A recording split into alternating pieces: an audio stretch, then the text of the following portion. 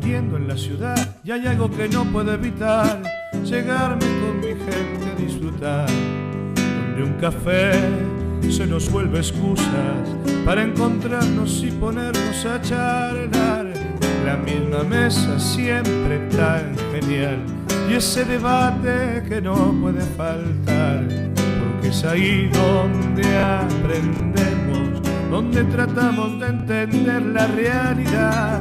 Y a vos que estás del otro lado, ¿qué esperás para sentarte con nosotros a disfrutar? Anda, servite una taza de café, porque esto es Café Entre Amigos. Buenas noches, bienvenidos a Café Entre Amigos. ¿Cómo te va, Ana? ¿Todo bien? ¿Qué tal, Ale? Muy bien, muy bien. Aquí lista para comenzar esta cita que tenemos cada viernes en Café Entre Amigos. Una nueva edición, Ana, ¿no? Y vamos a tener un invitado especial, ¿no es cierto? Nuestro amigo Adrián Vitelli, que nos va a contar parte de su viaje. Sí, porque él está haciendo un curso de la Segunda Guerra Mundial y hace unos días que llegó de Ucrania y Rusia. Tenemos imágenes, fotos, ¿sí? Y va a contar parte de la historia de lo que fue el escenario de la Segunda Guerra Mundial, ¿no? Sí, muy interesante, muy fuerte, ¿eh? Muy fuerte todo lo que tiene para contarnos Adrián. Bueno, vamos a hacer una pequeña pausa, Ana, ¿sí? Dale. Enseguida volvemos con más Café Entre Amigos, ya venimos.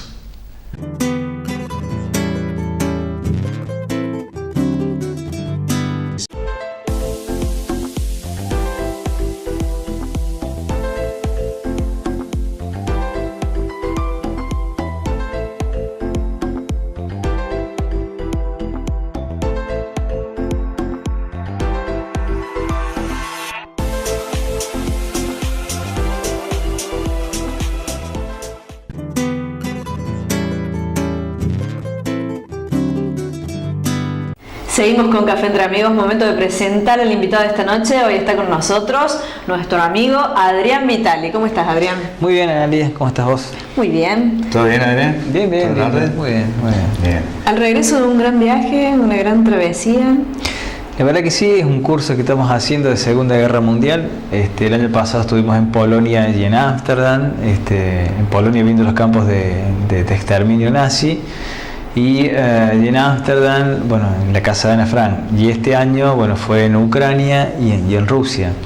Bueno, ahí pudimos ver cómo fue el comienzo, digamos, de este genocidio del nazismo en la Segunda Guerra Mundial, ¿no? Y por ahí no tenemos esa información, ¿no? La verdad que no, siempre nos quedamos con lo de Polonia, que fueron los campos exactos de exterminio, pero bueno, cuando se fue avanzando en esa primera etapa, el exterminio era muy cruel, ¿no? Se armaban los guetos, como fue el gueto de Varsovia. Los guetos se armaban en los lugares más pobres, se los llevaba, se los juntaba y se sacaba a la gente más apta para trabajar, y a los no productivos, que eran niños, ancianos y embarazadas, se los llevaba inmediatamente a fusilar. Terrible, improductivo ya. Sí, una cosa terrible. Increíble. En Ucrania, por ejemplo, en uno de los parques más grandes había unas barrancas, y ahí se llevaba a las mujeres, a los niños y a los viejos, digamos, las personas ancianas, en grupos de 10, se los desnudaba, se los llevaba y se los fusilaba de a uno con un tiro en la cabeza, y después, cuando caían en la fosa, se tiraba una camioneta de tierra y así iban matando de a 10 y fusilaban. Los testimonios de la época dicen que, claro, al pegarte un tiro, vos no morís de manera inmediata, que la tierra quedaba como 2 o 3 días moviéndose, dice. No, es la parte más cruel. Sí, que los enterraban vivos. Una crueldad. No. Increíble. Terrible. Bueno, ahí en Kiev, que es la capital de Ucrania, cuando llegan los alemanes, los ucranianos tenemos que entender, o yo fui para intentar entender por qué los ucranianos eran o fueron funcionarios al régimen nazi. Si alguien ve alguna película de la Segunda Guerra Mundial sobre el nazismo y ve a algunos policías de marrones, bueno, esos eran policías ucranianos que custodiaban los campos de exterminio y custodiaban los guetos, ¿no? Porque Ucrania se funda en el siglo XII y tiene 100 años, digamos, de independencia, después caen bajo el régimen mongol, después bajo varios imperios más, bajo el poder ruso, polaco. Lo que vos querés decir que Ucrania buscaba su independencia, es decir, como una... a ver, si me aíslo si soy parte de Alemania, tengo la posibilidad de... Yo creo que vieron esa posibilidad. Entonces fueron funcionales al régimen y todos los que cometían estos asesinatos en masa, de pueblo por pueblo y ciudad por ciudad, eran los ucranianos. Y los alemanes lo usaban como propaganda, ¿no? Vieron que también los ucranianos no los quieren a los judíos, que piensan como nosotros, que son el mal del mundo, no. Y justificaban eso, ¿no? Bueno, en toda Ucrania funcionó de esta misma manera, la crueldad era muy grande, y en los registros de la época se empieza a plantear que los soldados se ensuciaban mucho la ropa al fusilar a la gente. Entonces empezaron a rever el tema y después en la segunda etapa del exterminio son las cámaras de gas, donde ahí ya se industrializa la muerte, ¿no? O sea que fue por una cuestión de estética. De estética, ¿no? Es realmente... Bueno, la estética... Hay digamos, de lo que queda del búnker, porque tanto las cámaras de gas en Polonia, salvo un solo campo que es el de Maidana, en todos los otros campos los alemanes dinamitaban todos después que perdieron la guerra, no querían dejar nada en pie. Bueno, el búnker también fue todo dinamitado. También, ¿no? Para el Exacto, no dejar prueba para algún delito de lesa humanidad. Entonces dinamitaban todo. Y el búnker está todo dinamitado, lo que se ve son todos los pedazos de hormigón para afuera. Lo único que quedó es la pista de aterrizaje en Ucrania. Y la pileta de natación. La idea era que desde ese búnker Hitler esperara a que Alemania venciera a Rusia para poder entrar de manera triunfal a Moscú, ¿no? Bueno, eso no sucedió por el general Invierno, que fue, digamos, el que estuvo del lado del ejército ruso y pudieron vencer, digamos, a los alemanes, y ahí cuando comienza el avance de las tropas aliadas y el final, bueno, de la guerra, que termina con la rendición de Alemania, ¿no? ¿Qué fue lo que más te impactó? Perdónale. ¿Qué fue lo que más te impactó? Está picando la garganta terriblemente. Ay, no, te juro por Dios. Está picando la garganta y quería ver. ¿Eh? Yo me estoy enfermo. ¿Qué? Me estoy enfermo. Bueno. Qué lindo. Venimos a ver. De hecho pasó una noche Sí, una noche bomba. Dale. ¿Qué es lo que más te gustó? ¿Qué es lo que más te impactó del viaje? Mira, en una de las ciudades de Ucrania íbamos a las fosas, ¿no? A las fosas comunes de hombres, mujeres y niños, y no me acuerdo bien el pueblo, creo que era Vivicha, donde fusilan están en los registros de la época, ¿no? Fusilan a las mujeres, siempre se fusilaba a las mujeres porque eran las que mayor resistencia generaban, ¿no? Eran las mujeres y los niños, y los hombres ya quedaban destruidos, una vez que estaban muertos sus niños y sus mujeres no tenían ningún tipo de chance. Era mucho más fácil la domesticación del exterminio. Y ahí en este pueblo lo que pasa es que fusilan a las mujeres, fusilan a los hombres y le quedan los niños. Y se ve que, claro, esa situación le generó una crisis muy grande. Eran 5.000 niños en un galpón encerrado. Imagínense esta escena: 5.000 niños, sin los padres, sin la madre, sin comida, sin agua, una situación caótica.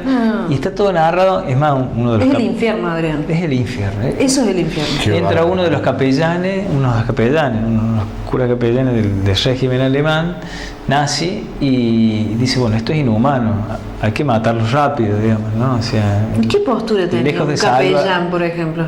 Y la verdad que era funcional al régimen, claro, porque ir a ver eso y estar ahí acompañando ese proceso de exterminio y de crueldad, era un enfermo como los otros, digamos. Exacto. Más allá de la institución que representara, ¿no? Y nadie se animaba. Claro, habían quedado, me parece que frente a su propia conciencia, porque el director alemán le decía, bueno, pero mis soldados tienen hijos también, ¿no? Hubo todo un dilema ahí, que lo maten los búlgaros, que lo maten los ucranianos, y nadie los quería hacer, ¿no? Bueno, al final los terminaron, como hicieron con todo, bueno, terminándolo. Pero esa escena, porque está el galpón todavía, Están los ladrillos de la pared donde se ve que se aburrían los soldados alemanes o ucranianos, entonces escribían las inscripciones digamos de grafiti que escribían claro. En ese galpón donde estuvieron los niños ahí ¿Qué encerrados. escribían? ¿Qué pueden haber escrito en ese Y, momento? mira, el nivel de inconsciencia que había era muy grande, Claro. ¿no? Entonces cualquier cosa puede escribir, digamos, ahí, pero bueno, está escrito en ruso, por supuesto, ¿no? Claro. Así que no sabemos qué significa, qué decía, pero uno de los lugares que me impactó muchísimo fue ese, ¿no? El tema de tener tantos niños y imaginarse eso, niños en una absoluta desprotección, huérfanos absolutos, no sabiendo que le había pasado a sus padres, ¿no? Encerrando, esperando qué. Lo que habrán llorado. Lo que habrán esos chicos. llorado, ¿no? Pero dice que era nauseabundo el olor, todos niños pequeñitos con sus necesidades encima. Era algo caótico, ¿no? Adrián, creo que me cuente el punto de vista, cómo lo ven ellos en los derechos humanos. ¿Es diferente aquí en la Argentina? ¿Cómo entienden? Sí, los derechos, por eso digo, creo que somos el primer país en el tema de defender tanto los derechos humanos o de juzgar a los militares en el proceso, fuimos nosotros. Para ellos, para los europeos, en este caso la Europa del Este, la concepción es el Estado, no la unidad del individuo, ¿no? Uno puede morir en manos de cualquiera y no hay un escándalo, ningún tipo de manifestación. El caso de Maldonado no existiría allá, ¿no? Allá no, por ejemplo, no existiría, ¿no? O por ejemplo, pongamos un ejemplo, cuando el submarino ruso en el mar Báltico tiene un desperfecto, los rusos no tenían los elementos para abrirlo ahí en el fondo del mar, lo tenían los americanos, ellos no aceptan la ayuda para no revelar los secretos los secretos de la marina rusa y mueren todos y no hay ningún tipo de manifestación, ¿no? Porque lo importante es la patria, es el lugar, es el territorio, y el objetivo es otro. Ellos están en guerra de manera permanente, ¿no? Sí, tienen otra concepción. Hay otra concepción, digamos, antropológica y del mundo. Claro. ¿Qué pasa con las marchas allá, Adrián? Por ejemplo, le preguntamos a la guía en San Petersburgo si se podían manifestar, si había, porque es una democracia. Claro. Y ella decía que sí, pero bueno, uno corría el riesgo de poder terminar en un hospital o en un cajón, ¿no?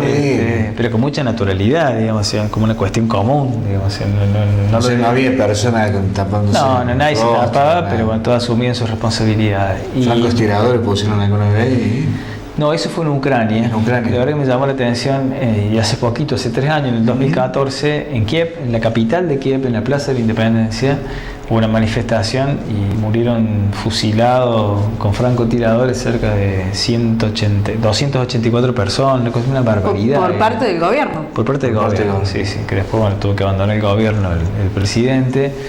Pero eso es lo que llama la atención, que no hubo manifestación ni nada, o sea... Habían puesto las fotos nomás, el ajuste del aniversario, claro. Nadie cortó ninguna calle. Y en Moscú, que habían hecho una manifestación en contra de la corrupción, digamos, del gobierno, una marcha pacífica, bueno, se cortó una calle y 100 personas fueron detenidas y llevadas a la Siberia rusa, ¿no? Porque se violó una ley. Entonces, la ley es algo muy importante para ellos, más allá, de las distintas concepciones que uno pueda tener. El orden, la ley, todos saben que tienen que cumplirlo, ¿no? Totalmente distinto, ¿no es cierto? Eso no se negocia, digamos, ¿no? Y nadie se escandaliza de eso tampoco, ¿no? ¿Cómo es la sociedad rusa? Y es muy fría, muy artística, bueno, ¿estructurado, prolijo? ¿No? Son prolijo, limpio, no encontrás un papel en ningún lado. Muy ordenado. El subte de San Petersburgo es el subte más profundo del mundo, tiene 120 metros. 120 metros. No llegas nunca, te apunas cuando vas bajando. O el subte de Moscú, que son los palacios del pueblo, que eso lo hizo Stalin, donde decía que los recursos del pueblo tienen que ir al pueblo. Son verdaderos palacios, ¿no? Obras de arte, te encontrás con imágenes, con estatuas, con pintura, con lámparas de plata, de oro, una cosa increíble. Lo dejamos por el segundo corte, ¿te parece? Dale. Bueno, vamos a hacer una pequeña pausa y enseguida volvemos con más Café entre Amigos. Ya veremos.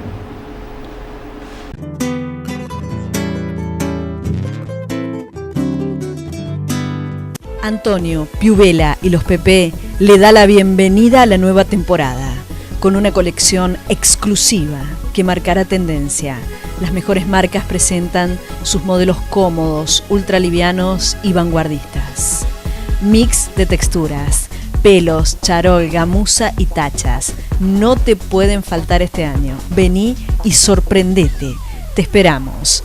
Antonio, Piubela y los Pepe, la zapatería del paseo.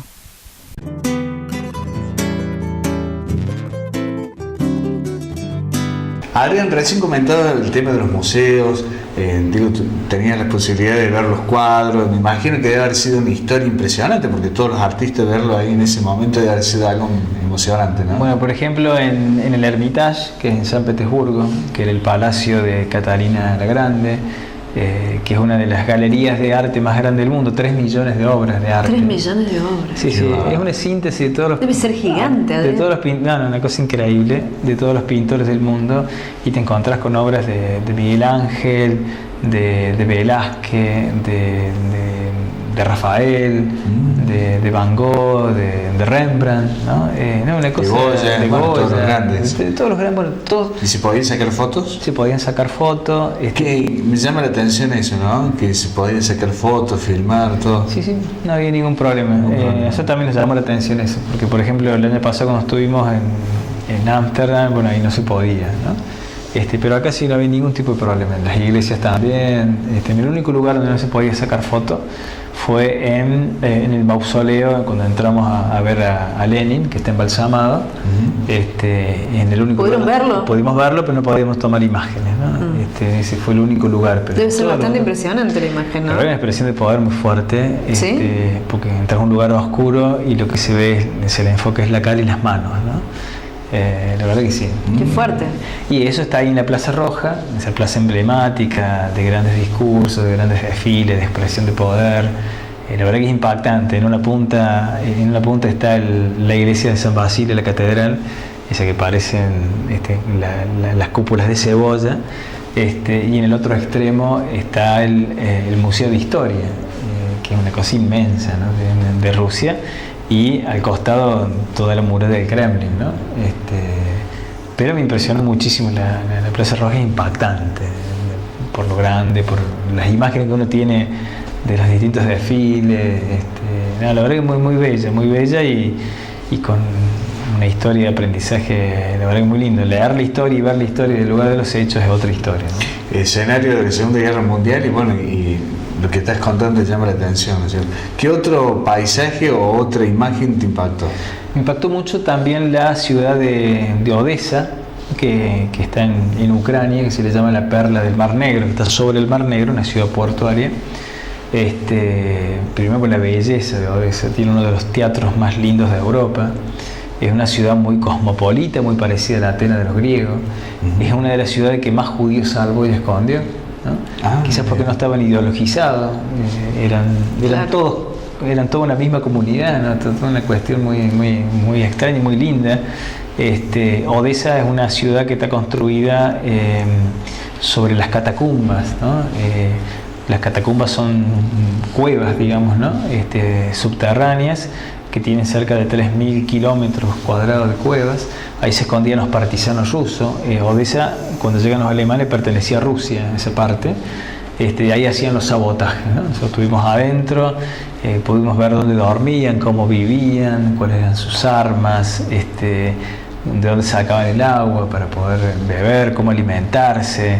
Y me llamó la atención que en esas cuevas oscuras y frías había una parte dedicada a la escuela, ¿no? Donde se le enseñaba a los chicos a leer, escribir. Donde está el pizarrón, están las tablas, el abecedario. La verdad que ese detalle humanizaba un poco todo ese lugar tan frío y tan oscuro. ¿Qué pasa con el mar que no es mar, con el Mar Negro? El Mar Negro es un lago. Claro, es un lago.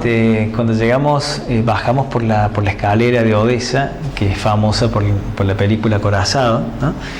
Bajás y llegás al puerto del Mar Negro, y esa noche cuando bajamos, bueno, había un acorazado de guerra porque habían estado haciendo práctica los americanos con los ucranianos, con los barcos esos de guerra, y claro, veíamos que no había olas, ¿no? Entonces, bueno, ahí preguntamos, bueno, es que no era... Pero lo hicieron en la historia, ¿no es cierto? Por el poder. Sí, bueno, estratégicamente sí, Claro. estratégicamente sí, es un lugar clave en la geopolítica de la historia de la humanidad. Por ahí han pasado todos, ¿no? Pasaron los griegos, pasaron los mongoles, pasaron las cruzadas cuando había que ir a Jerusalén a conquistar la tierra, la tierra prometida, digamos, la tierra de Jerusalén, el Santo Sepulcro, pasaron los romanos, o sea, toda la historia pasó por ahí y sigue pasando por ahí, ¿no? Adrián, la sociedad ucraniana es muy similar a la sociedad rusa, frío, distante. Sí, son rusos también, aunque a algunos no les guste. Hasta hace poco, hasta antes de la independencia, todos hablaban ruso ahí, ¿no? Recién ahora se ha impuesto a hablar el ucraniano hace 15 años, pero la gente grande todos hablan ruso ahí, ¿no? Sí, quizás por el mismo clima. El clima también modifica y va como digamos modelando los caracteres, ¿no? Una cosa en el Caribe, que la gente es más festiva, y en aquellos lugares fríos, en el invierno hacen 30, 40 grados bajo cero en esos lugares, ¿no? Claro. Por eso quizás también se desarrolla mucho el tema de la música, el tema de la lectura, el tema de la intelectualidad, porque no se puede salir mucho, ¿no? Claro. Y una de las cosas más impresionantes también que navegamos para conocer es el río Moscova, y nos decían que en el invierno se congela y que ahí todos van a patinar. Qué bárbaro. Y claro, con Que es una semejante cosa, temperatura. primero, una cosa inmensa, no puedes creer que eso se congele, ¿no? Y segundo, que hagan ese uso, digamos, del río de pista de patinaje, ¿no? Está bien. Adrián, con respecto a la tecnología, ¿es avanzado o es a la ciudad? No, es como nosotros, digamos, tiene las mismas cosas que tenemos nosotros. Está todo muy globalizado, todo lo que es tecnológico, ¿no? Lo mismo que encontramos acá lo encontrás allá, digamos. Claro. Un detalle también que me llamó la atención: Ucrania está en guerra con Rusia, porque Rusia le ha sacado Crimea, que es la península, un lugar estratégico sobre el Mar Negro. Bueno, una de las cosas que me impactó, digamos, de manera o de sobremanera, fue el Museo de Segunda Guerra Mundial de Ucrania. Tiene 3 pisos, y ver la cantidad de cosas que había, la cantidad de cosas que diseña el hombre para intentar destruir al hombre, ¿no? Qué Encontrás Para la destrucción, ¿no? pero una cosa que no puedes creer, ¿no? Todo lo que usa, toda la industria que desarrolla, la mano de obra que pone para poder destruir al otro, ¿no? Y sí, haciendo un poco de historia, pararon toda la fábrica de autos Esa para esto, construir, claro. sí, para usarlas para armas, claro. bueno, y autos de guerra, todo, ¿no? Así que encontradas con cañones, con bazocas, con ametralladoras, con aviones derribados, con tanques de guerra. Así que es gigante, Adrián. No, es una cosa. Aviones derribados. Es una cosa impresionante. Las barricadas que se ponían para que no pasaran los tanques. Y al final del museo termina con una mesa servida, una mesa muy grande servida, con las imágenes de rostros en todas las paredes, y dicen que es la mesa, digamos, para todos aquellos que no volvieron, ¿no? Como Qué que se lo está bárbaro. esperando Fuerte, ¿no? para volver al reencuentro de la mesa, ¿eh?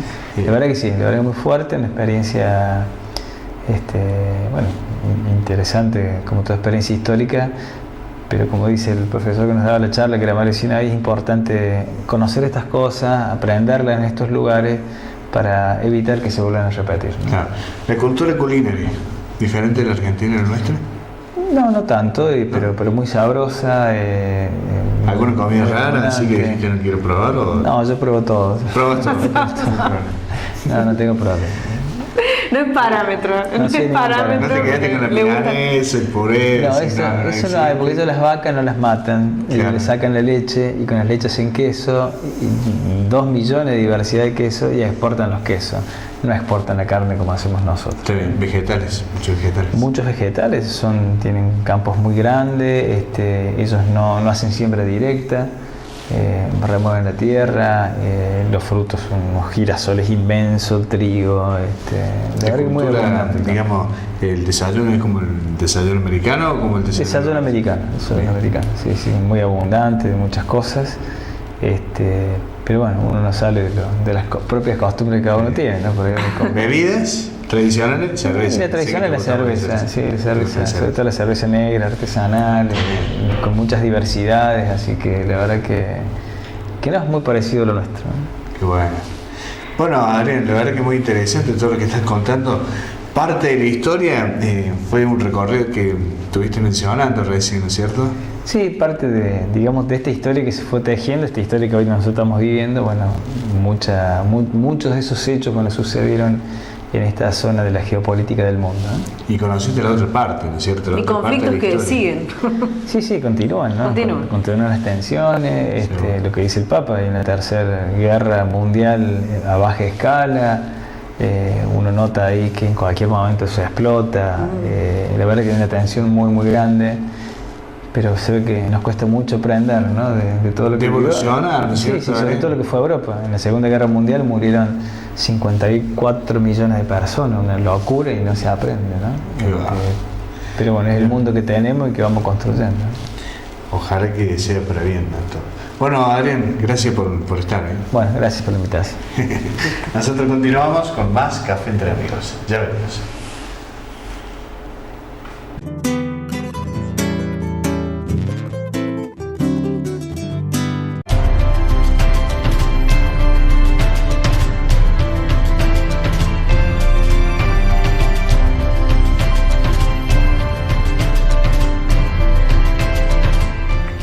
Y feliz porque estamos dando un paso trascendental e importante, porque esto de ahora en más se transforma en una política de Estado.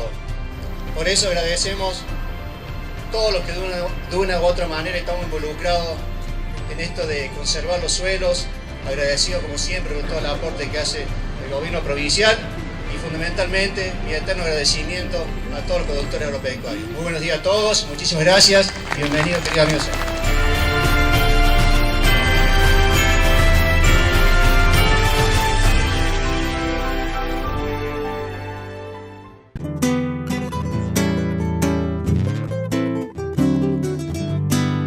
Muy bien, gente, llegamos al final del programa, ¿no es cierto, Ana? ¿Tan rápido, Ale? ¿Ya terminamos? Sí, la verdad que sí. Nos vamos a estar viendo muy pronto, a la misma hora y en el mismo canal como siempre, ¿no es cierto? Así es, Ale.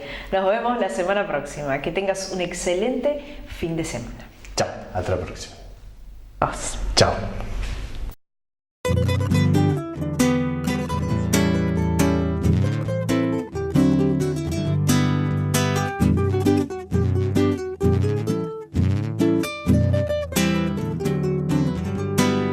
La tarde está muriendo en la ciudad y hay algo que no puedo evitar, llegarme con mi gente a disfrutar, donde un café se nos vuelve excusas para encontrarnos y ponernos a charlar. La misma mesa siempre tan genial y ese debate que no puede faltar, porque es ahí donde aprendemos, donde tratamos de entender la realidad. Y a vos que estás del otro lado, ¿qué esperás para sentarte con nosotros a disfrutar? Anda, servite una taza de café, porque esto es Café Entre Amigos. La, la, la, la, la, la.